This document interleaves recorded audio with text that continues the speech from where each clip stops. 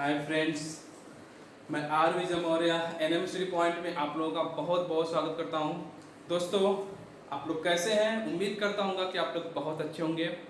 दोस्तों, हमने पिछले वीडियो में पढ़ा था कि कितने प्रकार के सेंटेंस होते हैं। सिंपल सेंटेंस के बारे में हमने जाना था और सिंपल सेंटेंस को प्राप्त करने का सबसे आसान ट्रिक क्या था उसको जाना था। आज हम पढ़ेंगे types of simple sentence. Simple sentence के कितने टाइप्स होते हैं और इनको किस प्रकार से हम आसान ट्रिक के साथ जानेंगे। दोस्तों, मेरे हर एक वीडियो में आप एकदम आसान ट्रिक प्राप्त करेंगे, आपको रटने की बिल्कुल भी आवश्यकता नहीं। तो आइए मित्रों, हम जानते हैं कि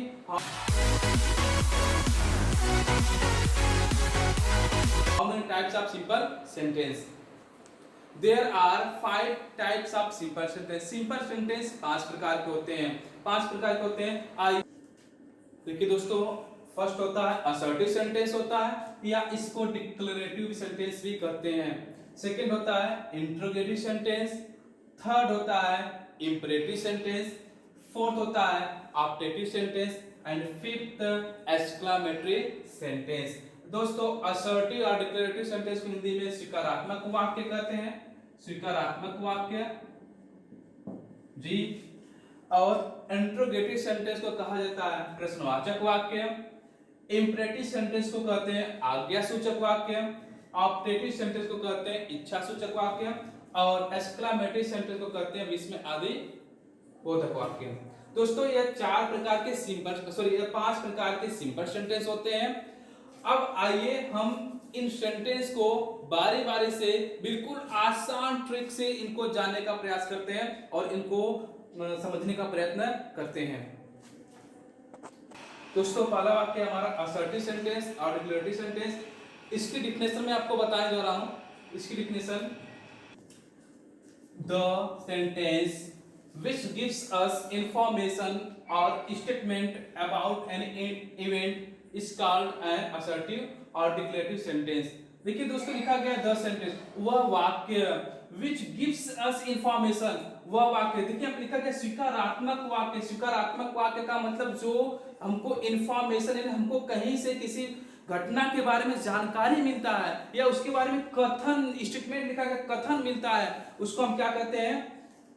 असर्टिव और डिक्लेरेटिव सेंटेंस कहते हैं। लिखा गया द सेंटेंस, वह वाक्य which gives us information or statement about any event is called an assertive or declarative sentence। अर्थात ऐसा वाक्य which मतलब जो, गिव्स मतलब देता है, अस मतलब हमें, ऐसा वाक्य जो हमको इंफॉर्मेशन देता है। क्या देता है? जानकारी देता है। आर स्टेटमेंट या कथन, ऐसा वाक्य जो हमको कथन या जानकारी देता है किसके बारे में? अबाउट एनी इवेंट, किसी घटना के बारे में। अर्थात ऐसा वाक्य जो हमें किसी घटना के बारे में कोई जानकारी देता है, हम उसको क्या कहते हैं? असर्टिव सेंटेंस कहते हैं। या फिर हम उसको क्या कहते हैं? डिक्लेरेटिव सेंटेंस कहते हैं। जो हमें किसी घटना के बारे में कोई जानकारी देगा, कोई सूचना देगा, उस वाक्य को हम क्या कहेंगे? असर्टिव सेंटेंस कहेंगे। दोस्तों, एग्जांपल देखिए, The earth moves round the sun। लिखा गया the earth moves round the sun।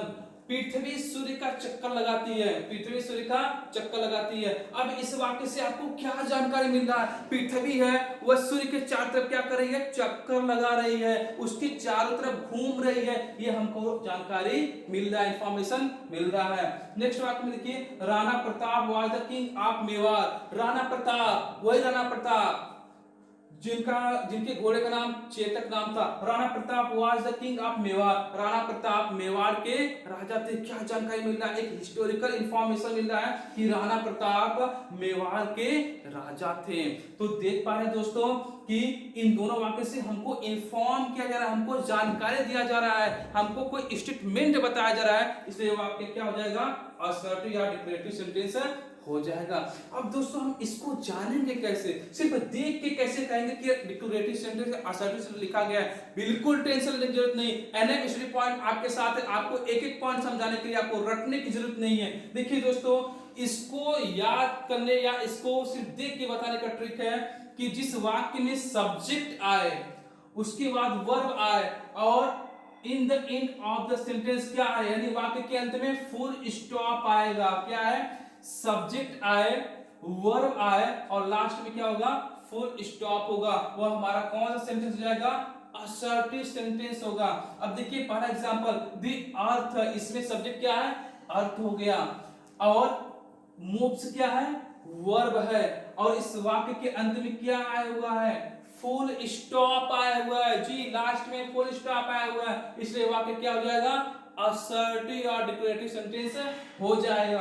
ठीक इसी प्रकार से दूसरे वाक्य में देखिए, राणा प्रताप क्या है, सब्जेक्ट है, वर्ब क्या है, वाज है, और लास्ट में क्या आया हुआ है, फुल स्टॉप आया हुआ है, इसलिए वाक्य क्या हो जाएगा, असर्टिव सेंटेंस हो जाएगा। तो दोस्तों ये हमारी धमाकेदार ट्रिक रही, आपको रटने की बिल्कुल जरूरत नहीं है, और बताइए कि हमारी धमाकेदार ट्रिक आपको कैसी लगी। अब दोस्तों मैं आप लोगों को थोड़ा सा इसके बारे में और इंफॉर्मेशन दे दूं कि जो असर्टिव सेंटेंस होता है इसके भी दो टाइप्स होते हैं जो कि बहुत ही आसान होते हैं। ठीक है, तो मैं थोड़ा सा आपको उसके बारे में तो असर्टिव डिक्लेरेटिव सेंटेंस के भी दो प्रकार होते हैं। फर्स्ट होता है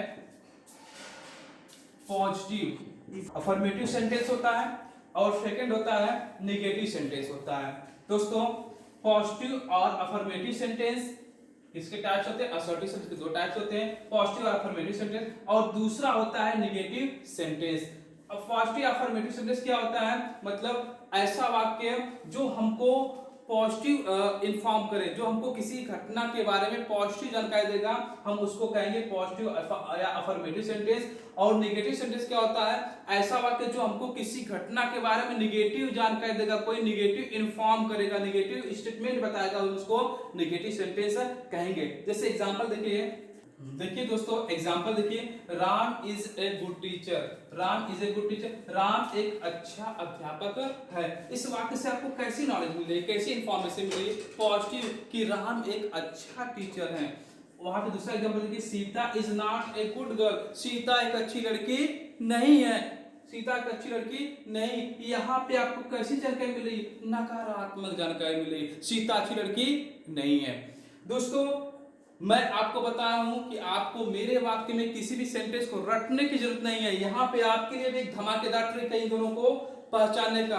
आप कैसे पहचानेंगे पॉजिटिव और अफर्मेटिव सेंटेंस और नेगेटिव सेंटेंस को, देखिए दोस्तों, जिस वाक्य में not, no, no one, nobody, none, neither, nor, जिस वाक्य में आएगा वह नेगेटिव सेंटेंस होगा। क्या होगा वह, नेगेटिव, क्योंकि एन से शुरू हुआ है और एन से भी ये सभी शब्द शुरू हो रहे हैं। तो जिस वाक्य में इस शब्द में से कोई एक शब्द आएगा वो नेगेटिव होगा, और जिस वाक्य में इनमें से कोई भी शब्द नहीं आएगा वो क्या हो जाएगा, पॉजिटिव। देखिए इसमें आया हुआ इनमें से कोई वाक्य नहीं आया हुआ है, इसलिए क्या हो जाएगा यह अफर्मेटिव सेंटेंस और पॉजिटिव सेंटेंस होगा।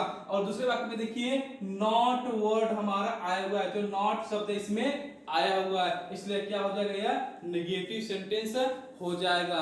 दोस्तों हमारी ट्रिक कैसी लगी आप हमको कमेंट करके हमारे कमेंट बॉक्स में बताइए। आज के लिए इतना ही, फिर हम मिलेंगे अपने नेक्स्ट वीडियो में। Thank you.